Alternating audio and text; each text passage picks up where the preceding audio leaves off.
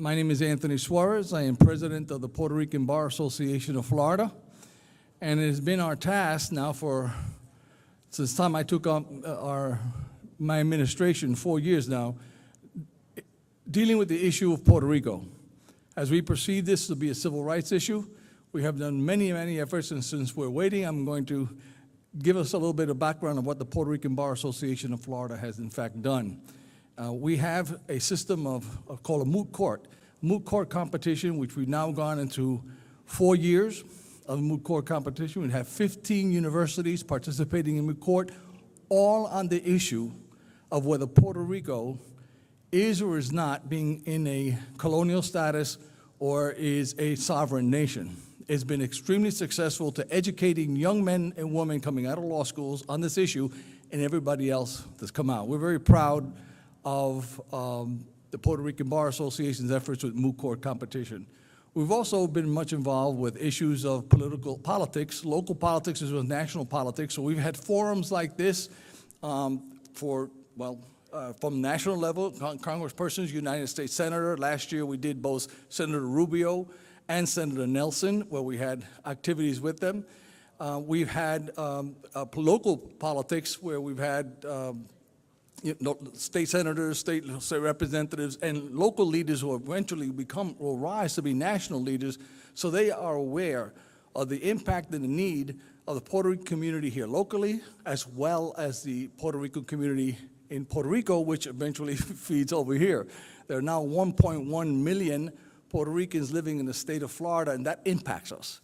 And there's reasons that's happening is because of the situations in Puerto Rico. Although we have a lovely state, everybody wants to come here anyway, whether it's Chicago, Illinois, they all come to Florida.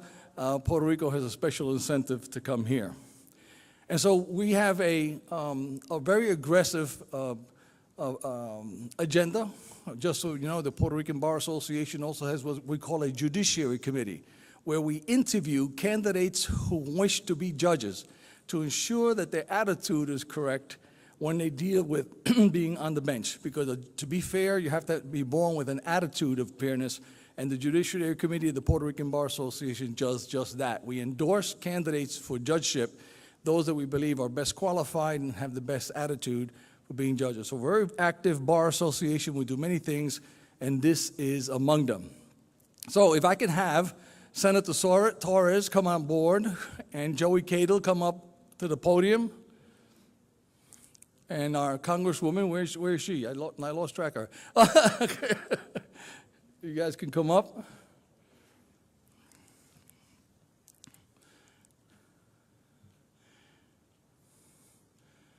And before we start our program, we have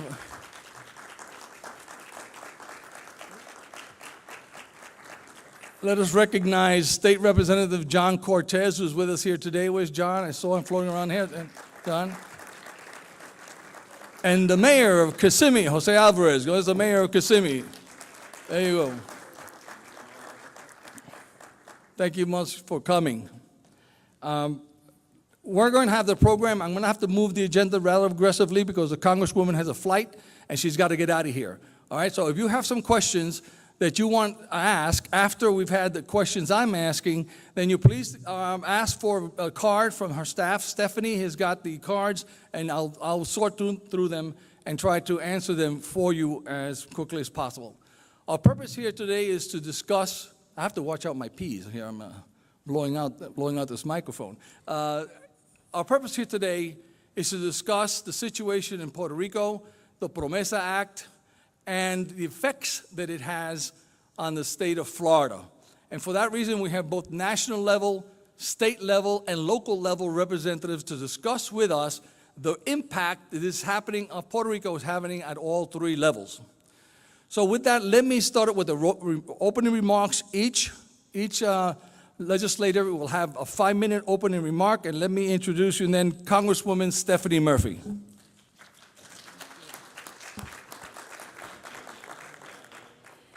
Good morning. My name is Stephanie Murphy, and I represent Florida's 7th Congressional District in Congress, and I'm just so pleased to be here.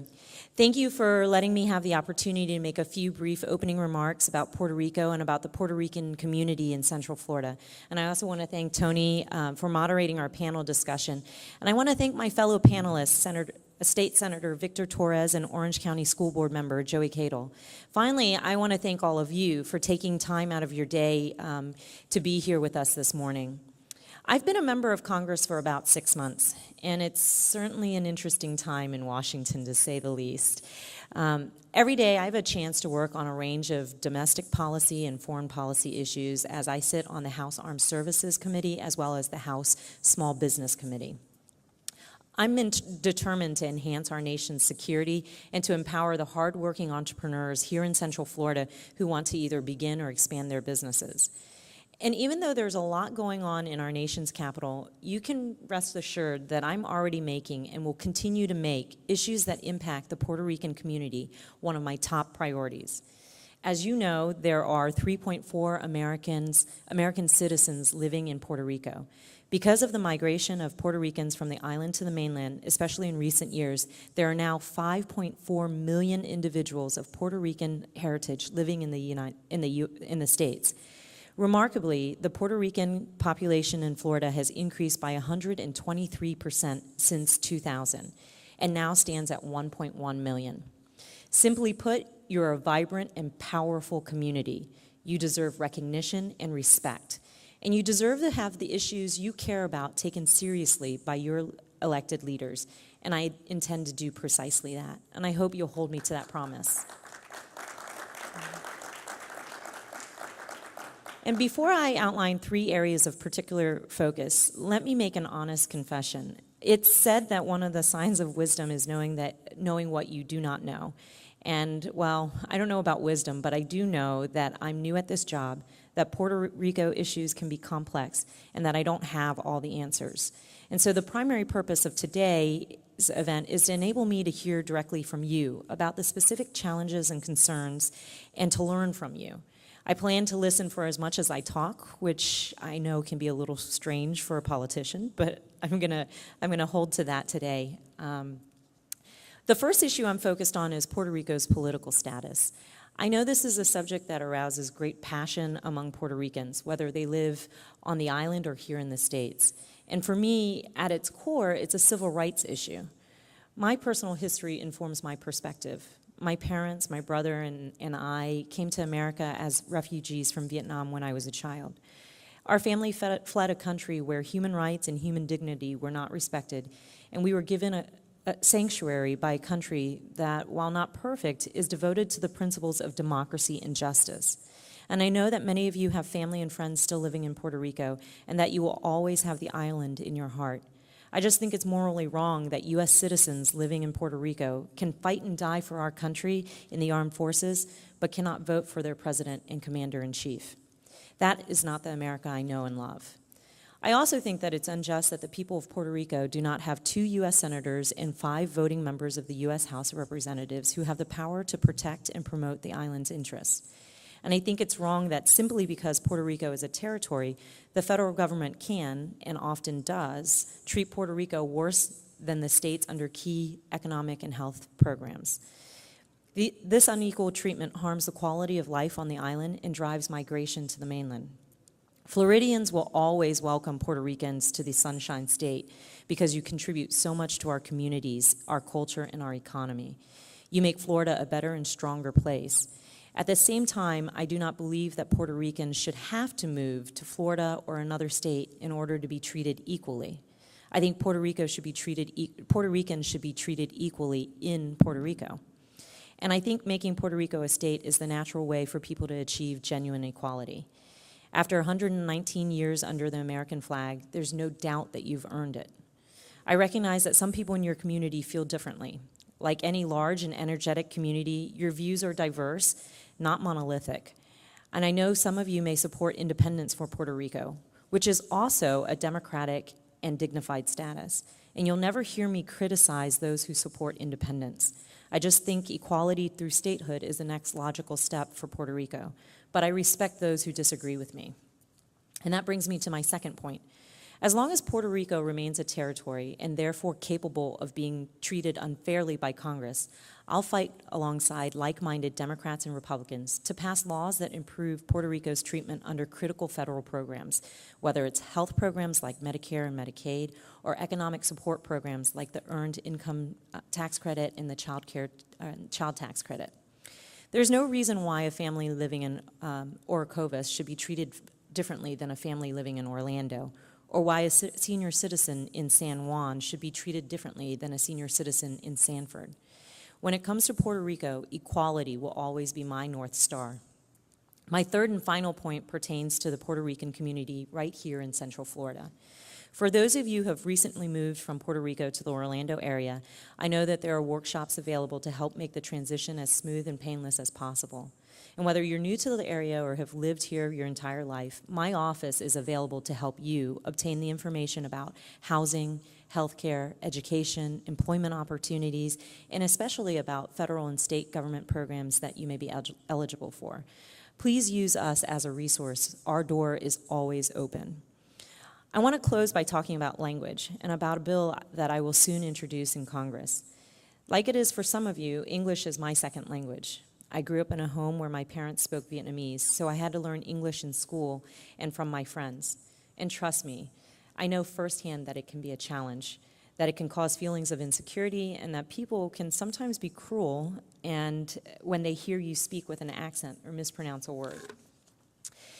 In March, the Orlando Sentinel ran an article about how the Orange County school system is struggling to provide an adequate education to students who are English language learners. In part because so many families have moved from Puerto Rico to Central Florida in recent years, there just aren't enough resources to hire bilingual teachers and to provide these students with the assistance they need. And this is a real problem. I'm determined to help because children who speak both English and Spanish will be in a better position to perform well in school, to obtain some form of higher education, and eventually to get well-paying jobs and a fulfilling job in the private and public sector. And that's what every parent wants for their child. There's a federal government program in which the U.S. Department of Education provides annual grants to each state so that the state can help students with limited proficiency in English learn the language and master the challenging academic material. The problem is that the formula is based in part on the number of students in each state who are immigrants, that is, who come to the United States from other countries. But Puerto Rico, of course, is not a foreign country, and so students who move from the island to Florida are not sufficiently counted in that formula. And therefore, Florida, and Central Florida in particular, does not receive the amount of funding that it should. In the coming days, I will file a bill in Congress to fix this formula. Our children deserve a first-class education, and I hope that this bill, if enacted into law, will help. Again, thank you very much for coming today, allowing me to learn from you, and I look forward to the panel discussion and the question and answer session. Thank you so much.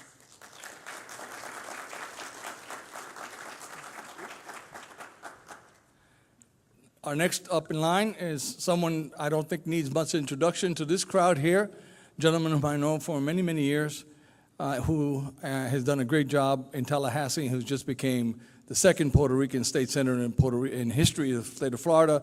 Let's introduce and welcome Victor Torres.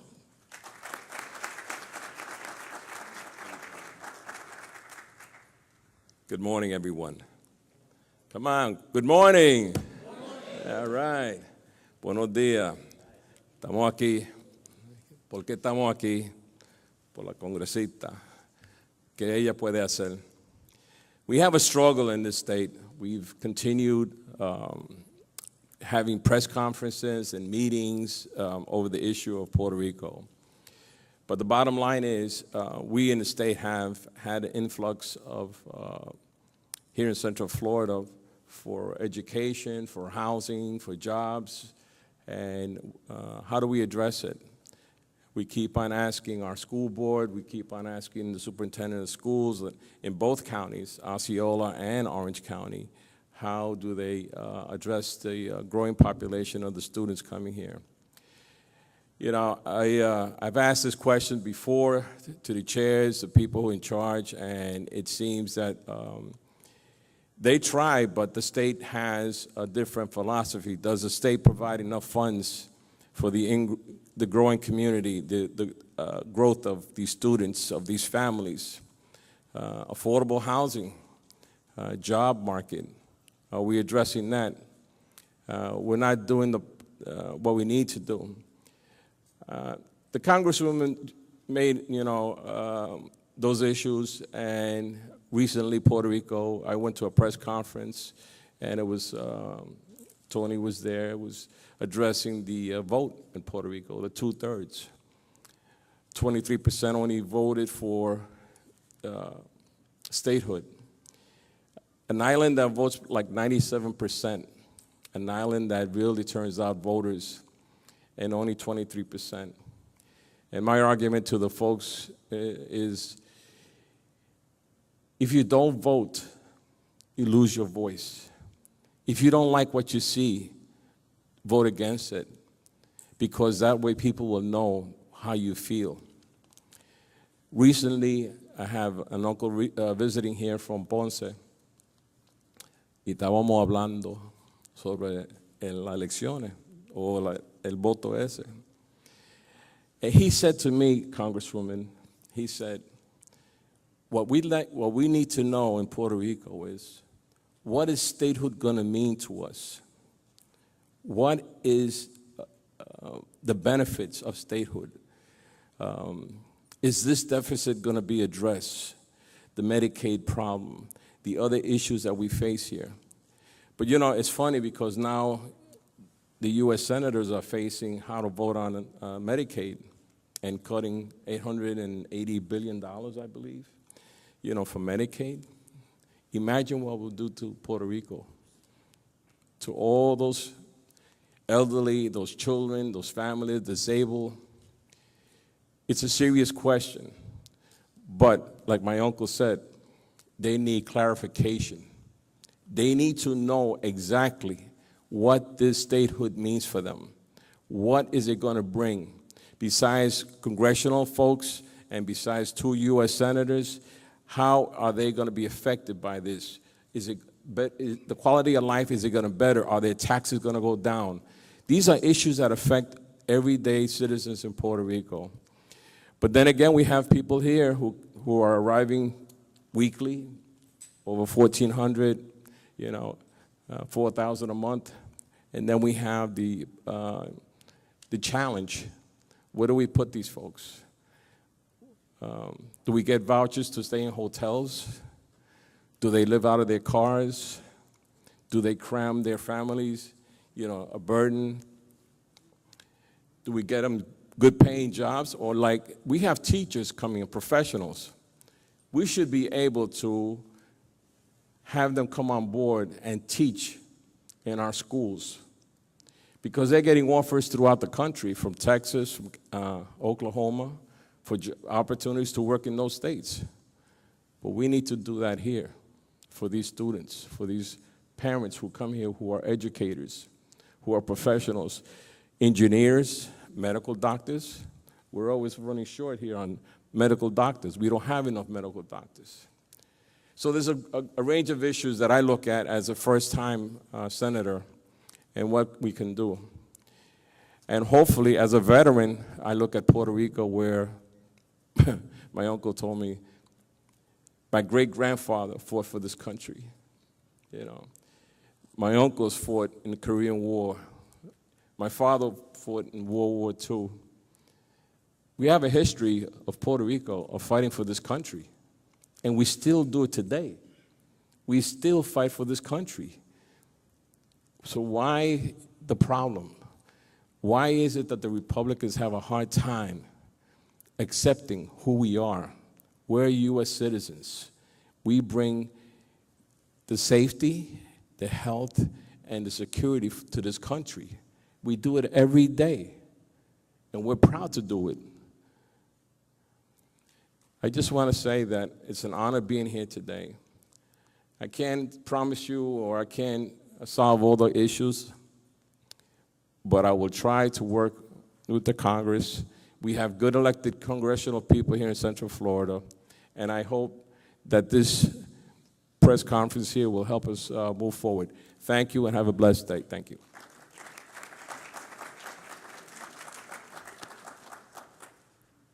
Let me recognize two elected officials who just came to us.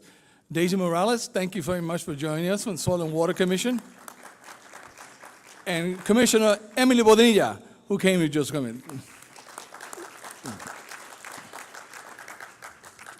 I'd just like to remind you, Senator, that it's been the Republican Party platform to be statehood Puerto Rico. Now they're going to have the proof in the pudding, see whether they actually go through. But that's always been actually the Republican Party's position. It's now the Democrats that seems to have gotten along on the program, but now the proof is in the pudding. See where they go. All right. Our third invited guest, he is someone whom I also know for many, many, many years, a dedicated public servant who does her job at the school board level where you don't get a lot of publicity for what you're doing. You don't see the newspapers, you don't go out there getting fundraisers, but the day-to-day job of ensuring that our children and the future of America are well cared for. So with that said, let's give a big round of applause to Joey Cadle.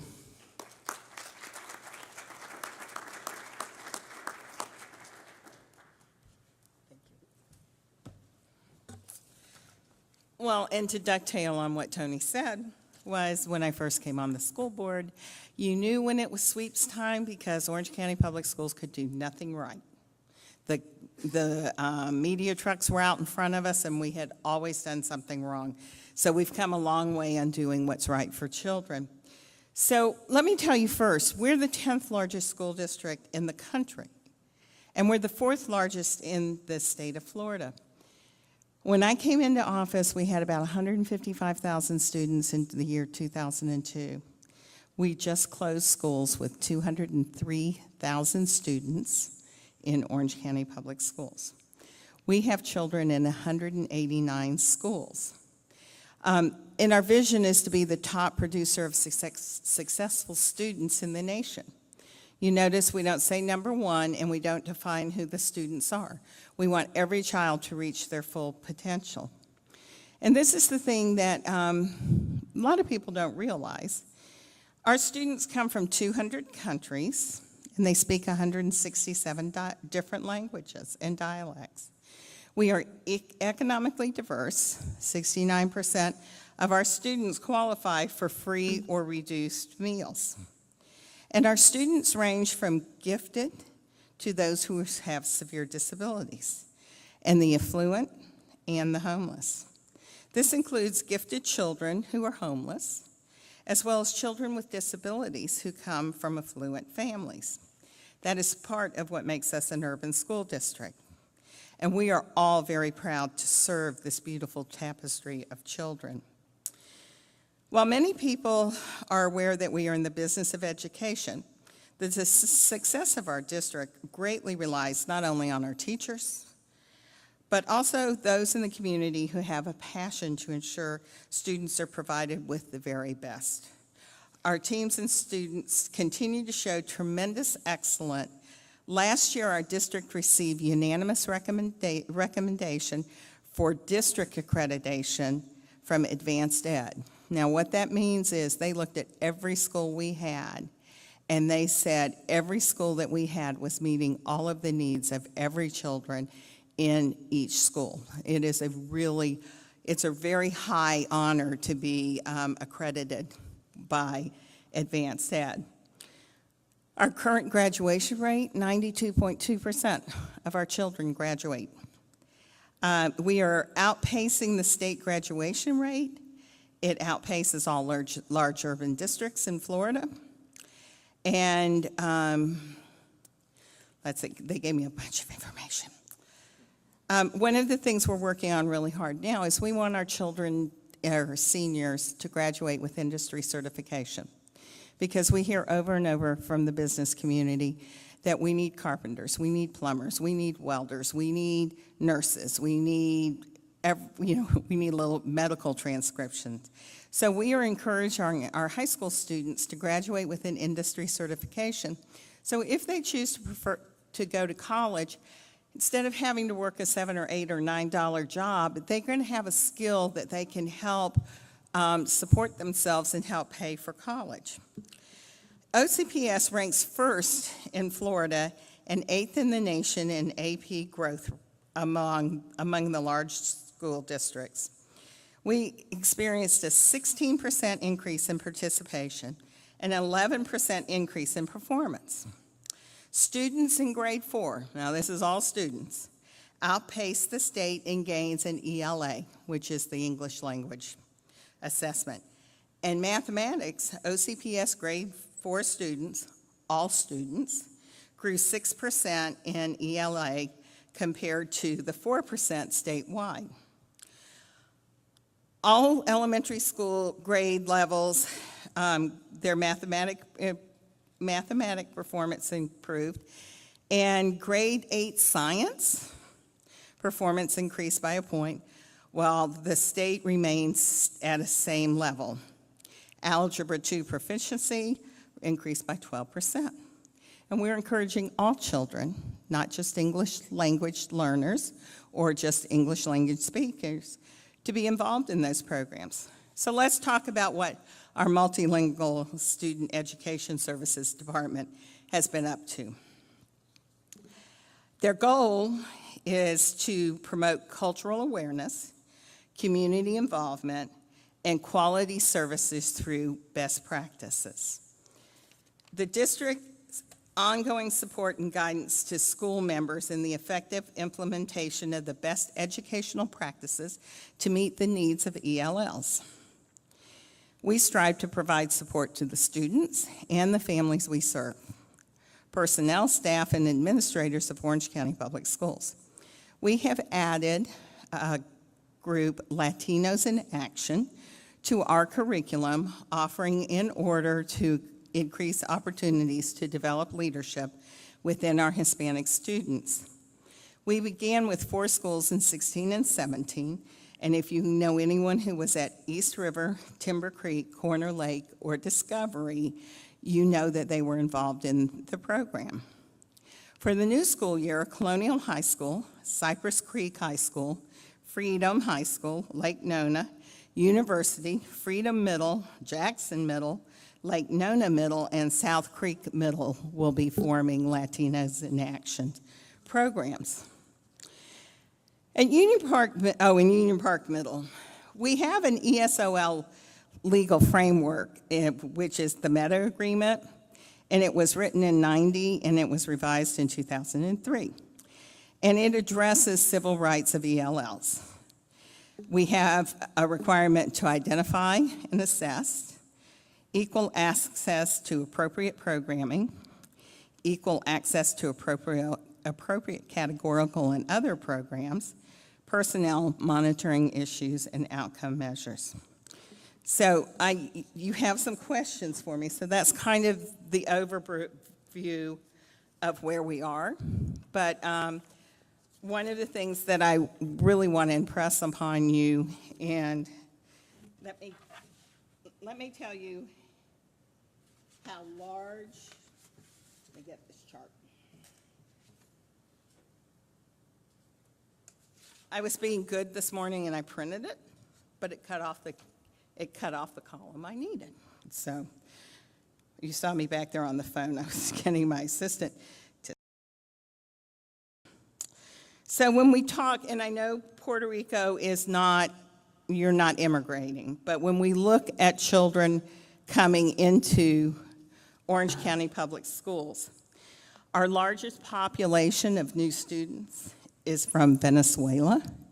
We got 1,669 Venezuelans last year. Our Puerto Ricans were 1,207. Then they are followed, and I'm going to just read them down, Brazil, Haiti, the Dominican Republic, Mexico, Colombia, Jamaica, Honduras, Guatemala, and Cuba. So those are the ones that we track, and when you add all of that up, last year, 6,062 students from these countries came into the doors at Orange County Public Schools.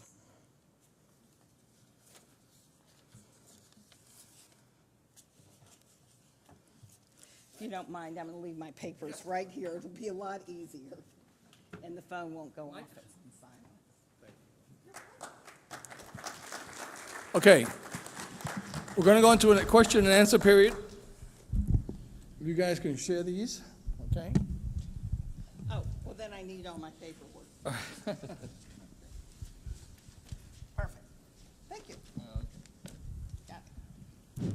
This way, I've got a series of questions I'm going to ask. Hopefully, we'll cover the general topics. But of course, if you have something specific, please give a card to Stephanie, who's giving out the cards out there, and then you will be able to. I'll sort them through and try to get to objective questions that we can get through quickly. Okay.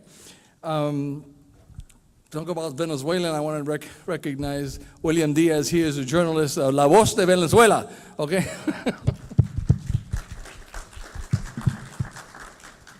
All right. Let us start off with the Congresswoman, and I'll ask the following question. Congresswoman, what do you believe is the most important step or important steps that Congress can take to assist Puerto Rico now? Well, I think, to answer that question, you have to start out with understanding, talking a little bit about the current situation. As a territory, Puerto Rico is treated unequally in the eyes of the federal government as compared to the other 50 states. And so oftentimes you hear Congress use the fact that Puerto Rico doesn't pay federal income taxes as an excuse as to why they don't receive fair treatment or access to federal programs. But Puerto Rico does pay federal payroll taxes. I think that argument is, for a number of reasons, a thin argument. What is true, though, is as a result of that unequal treatment, economically, the territories are doing much worse. And in particular, in Puerto Rico, unemployment is much higher than it is here in the mainland. It's at 11% compared to 4% nationally here. As far as poverty, 46% of American citizens living in Puerto Rico live below the poverty line, as compared to about 15% here in the States. And the median income on the island is $18,000 as compared to $56,000. So you can see the true economic impact of being treated unfairly. And as a result of the conditions on the island, Puerto Rico's population has declined by 10%. While Central Floridians will always welcome Puerto Ricans here, Puerto Ricans shouldn't feel like they have to leave their homeland and their island in search of equal treatment under federal law. I think that some of the things that we can do is amend the federal laws to treat Puerto Rico equally. I don't think Puerto Ricans want special treatment, they just want equality. And they are gifted and talented, and if they're treated equally, I believe that the island will be able to pull itself out of the situation it's in now. Thank you. To the Senator, you just had a special session, in order to get through a budget. Do you believe that the current budget war addresses the needs of your constituency and your group? No, I don't. I voted against the budget. It does not address the needs of our most Floridians. The basic public services like public education, hospitals, healthcare centers, student scholarships, economic development, job training programs, affordable housing. We should be investing in programs that support working families, more people moving to Florida every day, and there's a growing demand for these services. And again, we have agencies that provide services for the needy, for elderly, for housing, who are on waiting lists.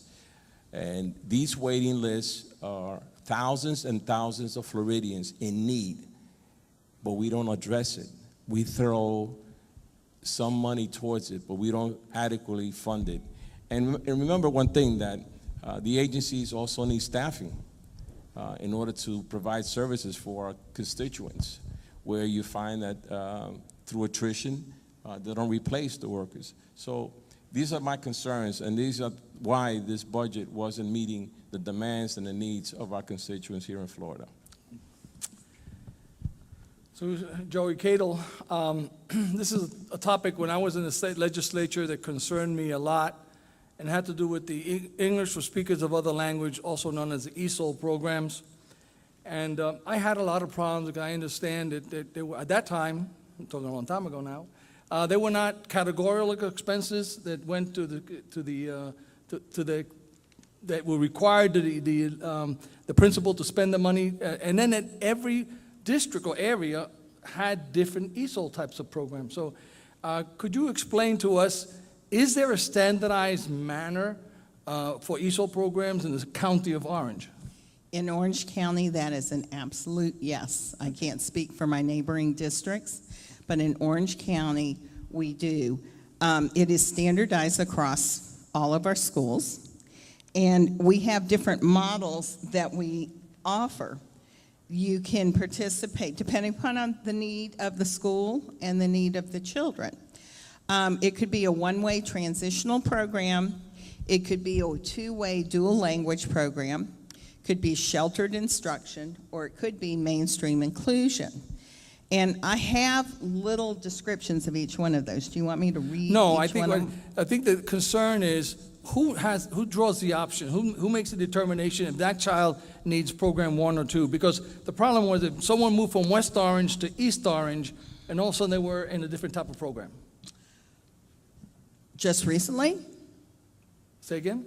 Just recently? No, I'm talking about years back when I was in the Okay, legislature. Yeah. all right.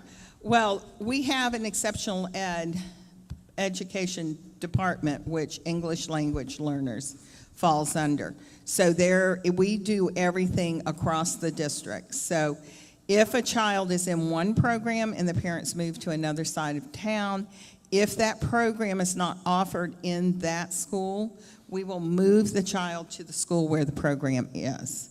So there, we can continue those instructions. One of the things there are a couple of things we're doing that we're really excited about. I told you that it takes the community to work with us, and the Helios Foundation has given us a grant for a dual language program, and it is for our VPK, so it's for our 4-year-olds. And it is a program that's in collaboration with the Helios Foundation, Arizona State University, Orange County Public Schools, and the Orlando Repertory Theater and Child's Play. It's a 4-year grant, and Helios has provided opportunities for our native English speakers and native Spanish speakers to develop pre-literacy development in English and Spanish. 9 elementary schools, 11 classrooms, Weatherby, Apopka, John Young, Oak Hill, Lake Weston, Little River, Zellwood, Ventura, and one more, if I don't drop my pages, Chickasaw, have all participated in this program. And we're seeing great results with it. We're also looking at the 2-language expansion. And it is our hope, what we're working towards in Orange County Public Schools is that we would like all of our children to be biliterate by the time they graduate. So children who speak only English, they are going to be at a disadvantage as more and more children who are moving here who speak another language. And this is the first year that some of our graduating seniors got a little award, a little sticker on their diplomas that said they were biliterate because they spoke a second language. Because we believe to be competitive in the world and competitive in the workforce, just speaking English is not going to serve our students in the coming years. Thank you. This question goes to the Congresswoman. Puerto Rico is treated differently than states on the Medicare and Medicaid funding. That we know that. In fact, they're treated differently in just all funding formulas in Congress. Can you explain that difference and why it hurts Puerto Rico and what you can do about it? Sure, let me take the Medicaid piece of that first. So Medicaid is a program that is paid for in part by states and then in part by the federal government. And it's done on, with states, it's done on a percentage basis. Unfortunately, for Puerto Rico, it's capped. So there's an annual cap of federal funding for Medicaid in Puerto Rico of $300 million. To put that in perspective for you, a similarly sized state like Oregon receives $5 billion. So the difference between what the federal government provides in Medicaid has to be made up by the state. And so that's contributed a bit to Puerto Rico's debt issue, because they were issuing bonds in order to be able to pay for the state part of the Medicaid. And I think right now what we're looking at is that there's a Medicaid cliff if ACA funding expires here shortly. And I'm looking forward to working with both senators and representatives who have expressed an interest and acknowledged the concern that we have to address this Medicaid cliff for Puerto Rico. And then the second piece, on the Medicare piece, there's Medicare Part D, and that allows senior citizens to be able to afford pharmaceuticals and their medicines. Unfortunately, they have what are called low-income subsidies that help low-income seniors be able to pay for Medicare Part D. Unfortunately, in Puerto Rico, seniors living in American citizens who are seniors living in Puerto Rico do not qualify for low-income subsidies. And what that means is that, as I mentioned in the previous question, the number of people living below the poverty line is significantly high. That means that there are a lot of seniors living in Puerto Rico who don't qualify for this low-income subsidy, and they won't have access to Medicare Part D, meaning that there are grandmothers and grandfathers living in Puerto Rico who won't have access to medicine and pharmaceuticals that are important for their life. And I think that's a travesty. And What can you do about it? Yeah, what can we do about it? Well, the first piece is addressing that Medicaid cliff, and I know that that is on the radar for a lot of the members on both sides of the aisle, as well as the Senate and the House. And then the other piece is, it just always comes back to this idea of treating Puerto Rico equally in the eyes of federal law. Thank you.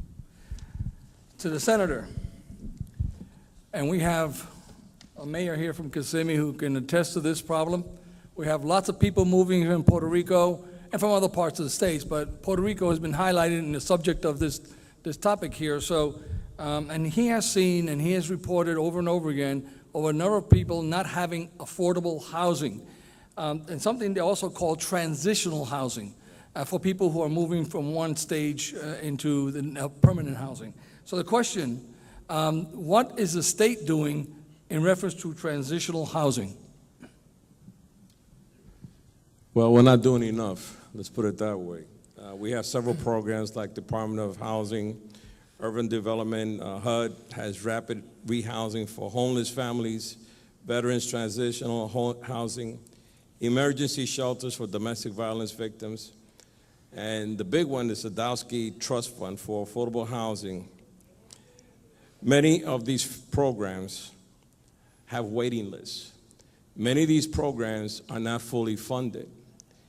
Many of these programs have been let or put aside and not addressing the issues.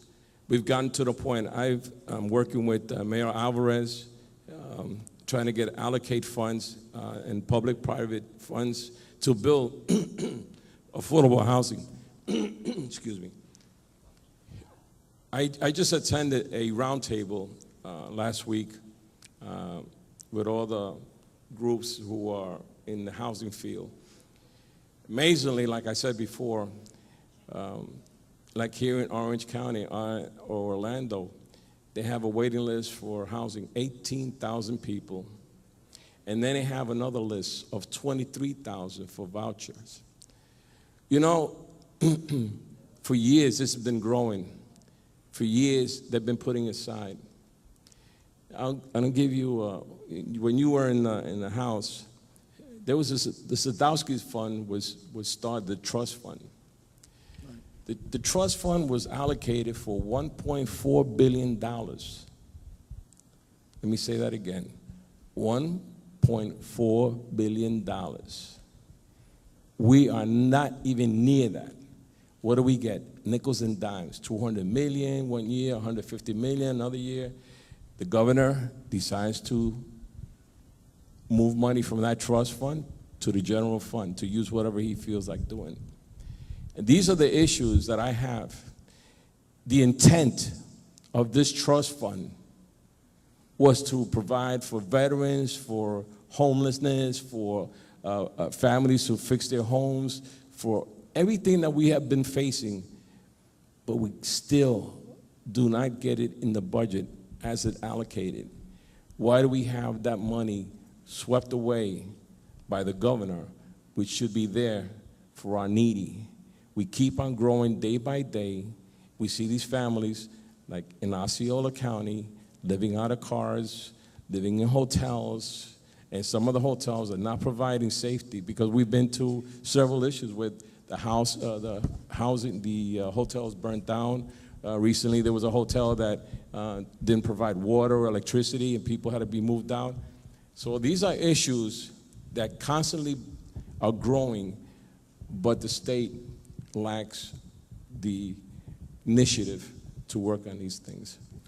I'm going to add here, Senator, that since that's what I do as a title agent, every title closing, the way this trust fund was being built up was every closing in the state, a portion, a fee was added and was sent over to the trust fund in order to establish affordable housing and down payment assistance programs. And unfortunately, they've decided to raid that money, and it's not there anymore, or it's not as sufficient as it should be. That's why the down payment assistance program has been dropping. Joey, let me ask you, because we are following up on what you were talking about earlier about the English for second languages or the English language learners. Is there adequate funding from the state in order for you to accomplish the mission which you're tasked with? Well, one of the things, if I could, before I answer that, if I could dovetail on to what's been said, it's my understanding that a lot of you will be working with families that are relocating into the area. We have children who are homeless who come to school. So if you are working with a family that's in a transitional shelter or they don't have an address, you need to go, if it's an Orange County family, you need to go to the Orange County Public Schools website, and you need to go to the newcomers, and if nothing else, find a phone number, call and ask them who can help you with a family that you have with children who are homeless. The other thing, if you're working with families, the sooner you enroll them, the sooner they're going to have the services they need. If you're coming here and you think school starts after Labor Day, your children will have already missed 2.5 or 3 weeks of instruction. So one of the first things, as soon as you get here and you know where you're living, go to your school district, get the children registered, so on the very first day of school, we can start meeting their needs. So, do we have enough money? Well, we never have enough money, but the Title III grants, thank you so much. They are so very important to us. English language learners perform better academically and achieve greater language proficiency when they have high-quality English language instruction. Like all supplemental services, these necessary supports require additional funding above the average per student allocation. Florida's formula-based funding for ELLs is insufficient to meet those needs. That's you. The federal government provides grant funding to the states through Part A of Title III to help ELLs with language acquisition and meeting content standards. Title III funds are exclusively to supplement core curriculum and the allocated Title III funds, not adequate for the growing ELL population in OCPS. So you're doing better, but we're not there yet. And that's the bill that I'm planning to introduce soon here, is to address the formula for how we calculate that, because the current formula isn't taking into account your second largest growing population. You said the first was Venezuelan, right? So the formula accounts for them because they consider them immigrants, but it's not accounting for that second largest group, which is Puerto Ricans, and they need the English ELL services. So we're going to try to address that. Perfect. And I think I have something else for you. One of the things you could really help us with, and it might be in my next answer, but in Texas, children who immigrate into the state or come in the state and they are Spanish-speaking students, they can take the state assessment in Spanish, and if they can show they are proficient, it's testing that they know the knowledge. It's in their home language. They may not be able to pass it in English, but they can pass it in Spanish. The Department of Education does not accept that as a way for children to graduate. So anything you could do to help with that in the next legislative time would be great. The other thing we're doing for our children who Spanish is their native language, you're going to find us putting them in a Spanish 1 AP class. It should be a no-brainer for them. If they're fluent, they should be able to get a college credit for AP Spanish. And when we put the children in the classroom, we also have support for them. So if you need tutoring, they can get tutoring. The other thing, the one last thing I want to leave you with, children whose parents and community are involved with them, work with them, come to school, come to meetings, get them involved in cultural activities, those children are more successful because the message at home is education is important. And so I would encourage all of you to mentor, to get involved in a school and with any of the families that you're working with. Sometimes it's scary to go to school for that first conference, but if they take a friend with them, it might be that one thing that will allow for great success. All right, go ahead. Yeah, I just want to touch briefly on what Ms. Cato said, that I was on the education committee for 4 years in Tallahassee. And for 4 years, they used to tell me, Representative, no, because I voted no on a lot of bills. But one of the issues that I had was what she mentioned, having our students who speak Spanish be able to take the FSA exams in their language, and then compare it with their test scores in English and see where the lack or the gap is, and make that possible for them. Also, the recognition of a diploma, statewide, to recognize they have accomplished that, and they should get a diploma with what you call bilateral, English and Spanish or other language. But I always got the feedback, or they said, no, we cannot do this. Department of Education said, no, we can't do this. And I said, there's like 6 or 7 states that do this already. Why? Because the minority is the majority in certain states. Because the Spanish-speaking population is growing by leaps and bounds.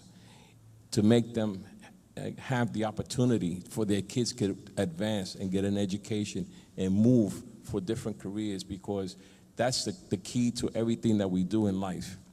Second thing I want to say is, recently the governor signed a bill. You're pushing the letter. The lady is giving you a notice, okay?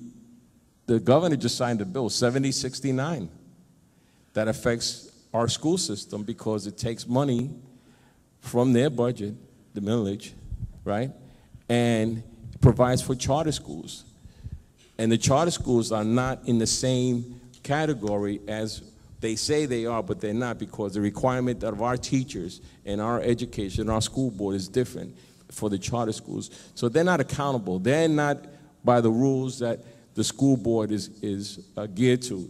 So my point is, billions of dollars are going away from our public schools to provide for our kids and going to charter schools. And we continue to do this. When is this going to stop? When is this fiasco going to stop? Because we need the federal government to, give us money, but give us money for our public schools so they can do the job that is needed. Thank you. Thank you. I just like the panelists to please be cognizant that we have a limited time schedule, and that young lady in front has got a time cards, and so if you would pay attention to her as you're talking and try to wrap it up. Okay. She has to leave now? Oh, gee, I'm sorry to hear that. I'm sorry to hear that. Sorry. Well, thank you all for having me. I Okay. really appreciate it, and I'm sorry that my schedule is tight, limited this morning. But let me just reiterate that my office is always open and available, whether it's for constituent services, helping navigate through federal programs, or if you just have questions, please reach out to us. Let other people know that we're available as a resource. And I look forward to continuing this conversation with you and continuing to advocate on behalf of my constituents in Washington. Thank you. Thank you very much. Thank you very much. Thank you. Thank you very much, Greg. We have a couple of questions, and I think we'd like to continue with, particularly we have Joey here, who doesn't get a chance to come here this often with us, and we got the senator here who's got a lot to say all the time. So I would like to pose a question, although some of the questions here have to do with those of you interested in. So I'm going to ask the questions that some of you have asked. I'm going to have this one from Jose Bosque that says, this is to the senator, Puerto Rican students are unable to pass the FCAT, the FSA, thousands are in limbo. What do you have to say to that? What do I have to say for that? Well, Yeah, what do you have to say for that? yeah, I guess we need to change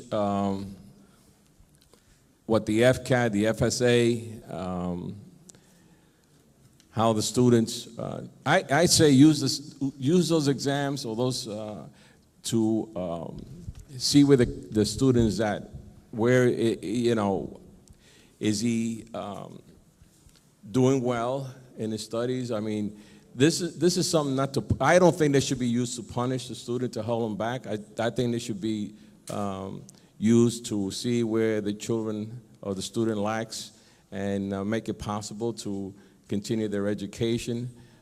For too long, I mean, I've had students or parents come because their child failed by 1 point or weren't graduated. And it's sad because they were A students through the 4 years, A students, but the FCAT or the FSA exam made it very difficult for them because it's pressure. Remember, folks, these kids are like anybody else, individuals. Their family structure is not, everybody's different. Everybody has different issues. But in life, you evaluate and you hold back a student, he might be discouraged and not go back to school and continue his studies. Let me follow up with a question from a Republican. Okay, that the question is, and it's just underlying all of this discussion, a lot has to do with the issue of status of Puerto Rico. As you've indicated in your opening statement, the issue has been stated. And if you didn't vote, well, you didn't vote. No vote doesn't, or not voting doesn't count as a vote for any position you may have taken. But traditionally, we have a congresswoman out of Chicago, Luis Gutierrez, who's been a vocal, and of course New York, Nydia Velasquez, have been vocal persons for either independence or the Commonwealth of Puerto Rico, who seem to have led the Democratic Party into the question of status quo. That seems to be changing. The fact that you're here, you made a public statement, others in the Democratic Party have made statements, Stephanie Murphy's made a statement. Is the Democratic Party evolving on this issue? And what would the Republicans say? You asking me? Yeah, I'm asking you. Asking me, all right, yeah, that's okay. I think that the question here is, We have 27 congressional seats in the state of Florida. I think it's 9 Democratic holders in congressional seats here. If I'm not correct, let me know. But I think those 9 congressional Democrats are going to be supportive of what Puerto Rico and what we need to do. Now, as for the rest of these congressional representatives, how do they feel about Puerto Rico? You know, Tony, like I said before, when my uncle said to me, el abuelo mío, bisabuelo, you know, they fought for this country in the early 1900s, and my uncles all served. And remember, Puerto Ricans were drafted, because I grew up doing the draft. So Puerto Ricans were drafted into the service without speaking a lick of English. They were given a rifle, and that's the enemy, and that's where you're going, and they fought for this country. So my point is, if we were good for that, then we should be good to help our country there. And Puerto Rico right now is waiting for the Republicans. The Democrats, I'm sure, will be on board. But, you know, like everything else, people are individuals. And whatever they feel that Puerto Rico needs, I just wish that they would find a common ground and get together and help them, because the cost of living is too high. Do you know that the sales tax of Puerto Rico is 13%? Wow. 13%, all of you. You complain about here about 6.5 or 7%, right? Go to Puerto Rico, 13% sales tax. And you're making less than $5 an hour. Wow. So come on, let's get real. Thank you. Joey, let's end the conference with this last question. If you were governor and you had the power of the budget, what would you do in order to improve the conditions of the ESOL program or English of Learners program? Seriously, now I've got all these cameras out here, and you want me to be governor for a day? Governor Really? for the moment, yes. Seriously. Go for it. Oh gosh, this is going to show up somewhere where it probably shouldn't show up. Well, first, before I answer that, let me just let you know, if you are working with families who are trying to decide whether they want to go to a public school or to a charter school, I have asked that this piece of information be put on my website at the school board office, and it gives parents questions to ask. Visit both the schools you're looking at, and it gives questions parents should ask.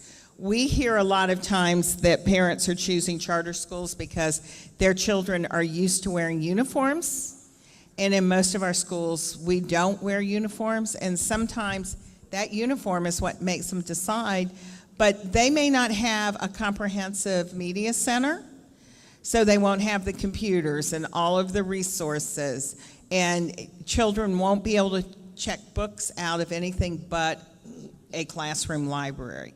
So just make sure, if you've got families that are trying to decide between charter and public, compare the two of them and know why you're choosing one over the other, because that is something that we get asked a lot. There are a couple of things. If I was governor for a day, I would not have rolled back the required local effort. As the economy pulls out, there was a belief that this is a tax break for our landowners. Their property is worth more, and so we in Orange County would have gotten maybe another $100 million from just keeping the required local effort at the same level. I don't know any place that when value goes up, you drop it down. So that would have helped us immensely. That could have helped us put more programs in. It could have helped us to do more after-school things. Personally, I would do away with the Department of Education, just fit, and you're gone. Because the answer, you know, it's hard to get an answer. And then the changes that you guys just did, they'll tell us what we're supposed to do in about 18 months. The problem is we're starting school in August. So we're going to have to do what we think we need to do. So the Department of Education, in my world. And the last thing, if we really wanted to improve education in the state of Florida, you really wanted to improve it, every school district in Florida would have an appointed superintendent. Right now you have elected superintendents in a lot of the small districts, and a lot of times they have no educational background whatsoever. The school districts that you see are doing the right things for children. Deborah Pace, Barbara Jenkins, Walt, I forget Walt's last name right now, Walt Griffin up in Seminole. They are appointed superintendents. And so here's how that kind of works. The school boards are only allowed to set policy. I can't fire the principal at a high school because my constituents are mad at me. I have to take it to the superintendent, and the superintendent's the one who hires and fires her staff. The only person I can hire and fire is my superintendent.